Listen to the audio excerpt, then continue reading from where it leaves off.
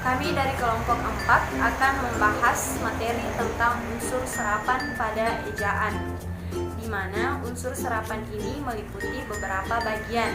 Di antaranya adalah sejarah, pengertian, macam-macam, ciri-ciri, dan contoh. Oke, baiklah, jadi saya akan menjelaskan tentang sejarah unsur serapan. Sejarah hubungan dengan penutur. Telah berabad-abad lamanya, nenek moyang penutur bahasa Indonesia berhubungan dengan berbagai bangsa di dunia. Bahasa Sanskerta tercatat terawal dibawa masuk ke Indonesia, yakni sejak mula Tarik Masehi. Bahasa ini dijadikan sebagai bahasa sastra dan perantara dalam penyebaran agama Hindu dan Buddha. Agama Hindu tersebar luas di Pulau Jawa pada abad ke-7 dan ke-8. Lalu agama Buddha mengalami keadaan yang sama pada abad ke-8 dan ke-9. Yang pertama adalah hubungan dengan penutur Sanskerta dan Hindu. Beriringan dengan perkembangan agama Hindu itu, berlangsung pula perdagangan rempah-rempah dengan bangsa India yang sebagian dari mereka penutur bahasa Hindu, sebagian yang lain orang Tamil dari India bagian selatan dan Sri Lanka bagian timur, yang bahasanya menjadi perantara karya sastra yang subur. Bahasa Tamil pernah memiliki pengaruh yang kuat terhadap bahasa Melayu. Yang kedua adalah hubungan dengan penutur bahasa Tionghoa. Hubungan ini sudah terjadi sejak abad ke-7 ketika para saudagar Cina berdagang ke Kepulauan Riau, Kalimantan Barat, dan Kalimantan Timur, bahkan sampai juga ke Maluku Utara. Pada saat kerajaan Sriwijaya muncul dan kukuh, Cina membuka hubungan diplomatik dengannya untuk mengamankan usaha perdagangan dan pelayarannya. Kemudian pada tahun 922, musafir Cina melawat ke kerajaan Kahuripan di Jawa Timur. Sejak abad ke-11, ratusan ribu perantau meninggalkan tanah leluhurnya dan menetap di banyak bagian Nusantara. Yang disebut dengan bahasa Tionghoa adalah bahasa di negara Cina. 4 di antara bahasa itu yang dikenal di Indonesia yakni Amoy, Hakka, Kanton, dan Mandarin. Kontak yang begitu lama dengan penutur bahasa Tionghoa ini mengakibatkan perolehan kata serapan yang banyak pula dari bahasa Tionghoa. Namun penggunaannya tidak digunakan sebagai perantara keagamaan, keilmuan, dan kesastraan, sehingga ia tidak terpelihara keasliannya dan sangat mungkin banyak berbaur dengan bahasa Indonesia. Contohnya anglo, bakso, cat, giwang, kue atau kue, sampan, dan tahu. Kemudian yang ketiga adalah hubungan dengan penutur Arab dan Persia. Bahasa Arab dibawa ke Indonesia mulai abad ke-7 oleh saudagar dari Persia, India, dan Arab yang juga menjadi penyebar agama Islam. Kosakata bahasa Arab merupakan bahasa pengungkapan agama Islam mulai berpengaruh ke dalam bahasa Melayu, terutama sejak abad ke-12 saat banyak raja memeluk agama Islam. Kata-kata serapan dari bahasa Arab misalnya abad, bandar, daftar, edar, fasik, gairah, hadiah, hakim, ibarat, jilid, kudus, mimbar, sehat, taat, dan wajah. Karena banyak di antara pedagang itu adalah penutur bahasa Parsi, tidak sedikit kosakata Parsi masuk ke dalam bahasa Melayu seperti acar, baju, domba, kenduri, piala, saudagar, dan topan. Keempat, yaitu hubungan dengan penutur Portugis. Bahasa Portugis dikenali masyarakat penutur bahasa Melayu sejak bangsa Portugis menduduki Malaka pada tahun 1511 setelah setahun sebelumnya ia menduduki Goa. Portugis dikucundangi atas saingan dengan Belanda yang datang kemudian dan menyingkir ke daerah timur Nusantara.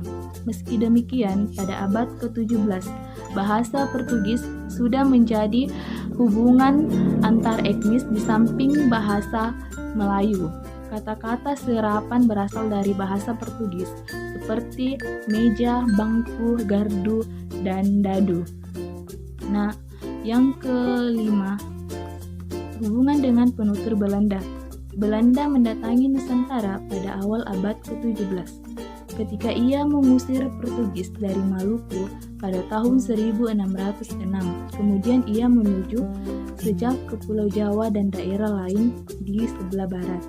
Sejak itulah secara bertahap Belanda menguasai banyak daerah di Indonesia. Kata-kata serapan dari bahasa Belanda seperti ember, formulir, dan tekor. Nah, yang keenam, hubungan dengan penutur Inggris. Bahasa Inggris tercatat pernah menduduki Indonesia meski tidak lama. Menginvasi Batavia pada tahun 1811 dan dia bertugas di sana selama 5 tahun.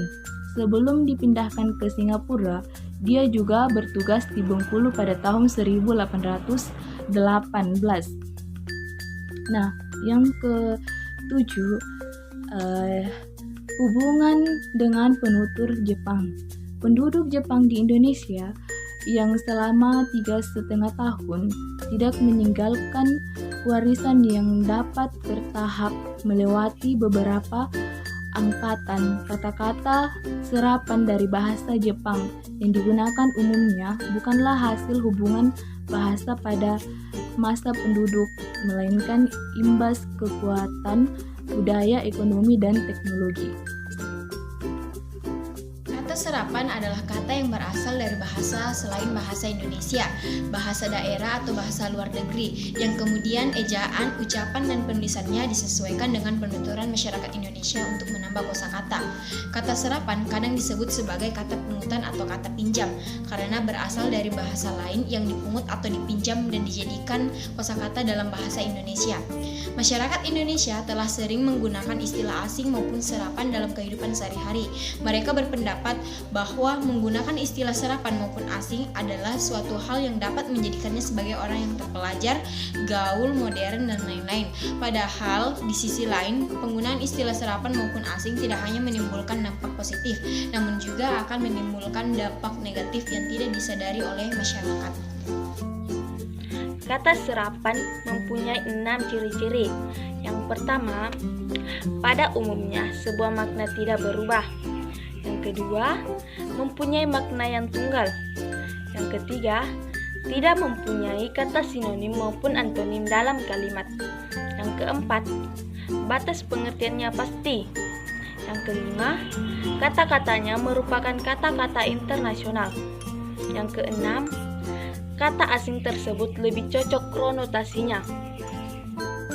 Assalamualaikum warahmatullahi wabarakatuh. Nama saya Yunarti. Saya akan menjelaskan macam-macam unsur serapan. Yang pertama, adopsi. Adopsi merupakan proses penyerapan kosakata asing yang memiliki makna yang sama dalam bahasa Indonesia yang tanpa mengubah ejaan, pengucapan, dan penulisan sama sekali. Yang kedua, adaptasi. Adaptasi adalah proses penyerapan kata asing yang digunakan karena memiliki makna yang sama dalam bahasa Indonesia, namun kata tersebut telah mengalami perubahan dalam ejaan, pengucapan, dan penulisannya sesuai dengan kaidah bahasa Indonesia.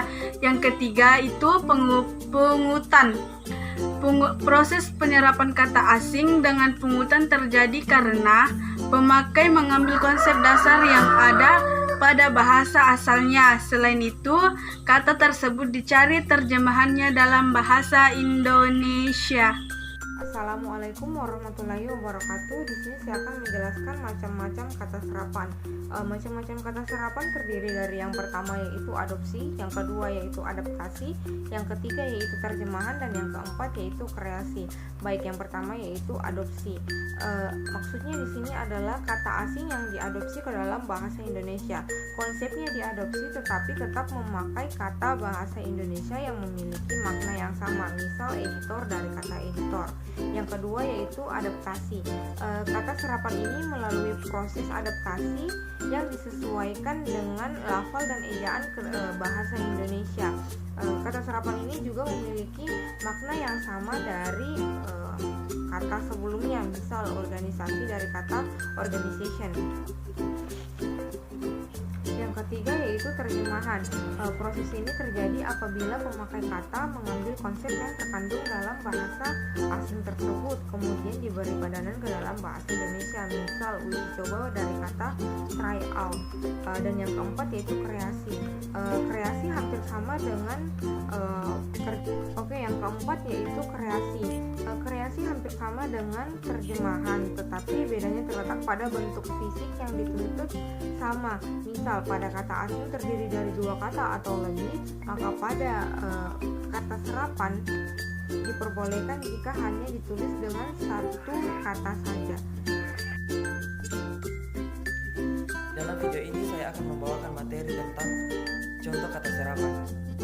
Sebagai pelengkap referensi tentang serapan, berikut saya akan menyampaikan beberapa contoh-contoh kata serapan. Yang pertama, kata asalnya abad, kata serapannya abad, bahasa asalnya dari Arab. Yang kedua, algos, kata serapannya algojo, bahasa asalnya dari Portugis. Yang ketiga, almanak, kata serapannya almanak, bahasa asalnya dari Arab. Yang keempat, ajian, kata serapannya mantra, bahasa asalnya dari Jawa kuno. Yang kelima, angkara, kata serapannya murka, bahasa asalnya dari Jawa kuno.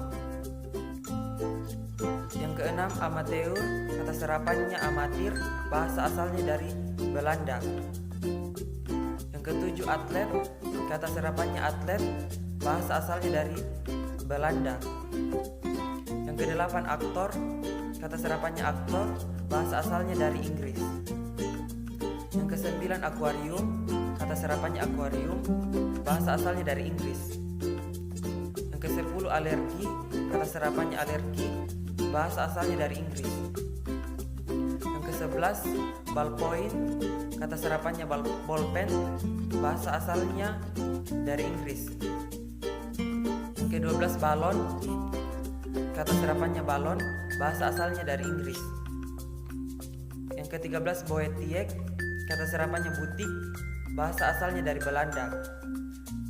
Yang ke-14, bolo, kata serapannya bolu, bahasa asalnya dari Portugis. 15, cuba, kata serapannya coba, bahasa asalnya dari Jawa kuno. 16, coin, kata serapannya coin, bahasa asalnya dari Inggris. Yang ke-17, community, kata serapannya komunitas, bahasa asalnya dari Inggris. Yang ke-18, copi, kata serapannya salin, bahasa asalnya dari Inggris. Yang ke-19, discount, kata serapannya diskon, bahasa asalnya dari Inggris. Yang ke-20, dewasa, kata serapannya dewasa, bahasa asalnya dari Jawa kuno. Selain itu ada juga contoh kata serapan yang sering salah dalam menerjemahkannya. Berikut adalah contoh-contoh kata serapan yang sering salah dalam menerjemahkannya. Yang pertama, kata aslinya activity, serapan yang tidak tepat, aktivitas, serapan yang tepat, aktivitas, menggunakan. Perkenalkan, nama saya Jaya Rundu Padang, NIM 200, 140 dan 1002. Nah, di sini saya akan melanjutkan materi dari saudara Tiparinti, yaitu contoh kata serapan.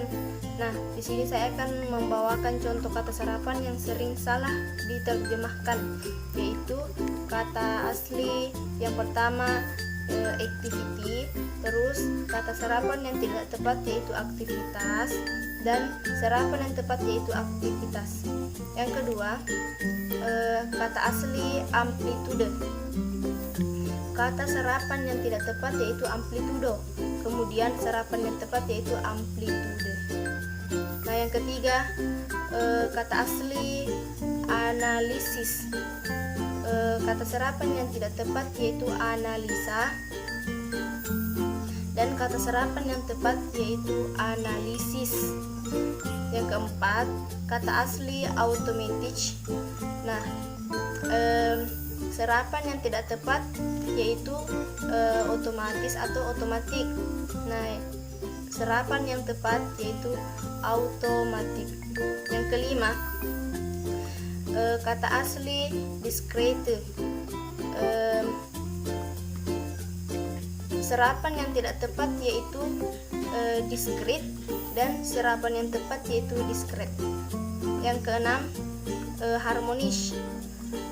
Kata serapan yang tidak tepat yaitu harmonis, dan serapan yang tepat yaitu harmonis. Sekian dari saya. Kurang dan lebihnya mohon dimaafkan. Billahi taufiq wal hidayah. Wassalamualaikum warahmatullahi wabarakatuh.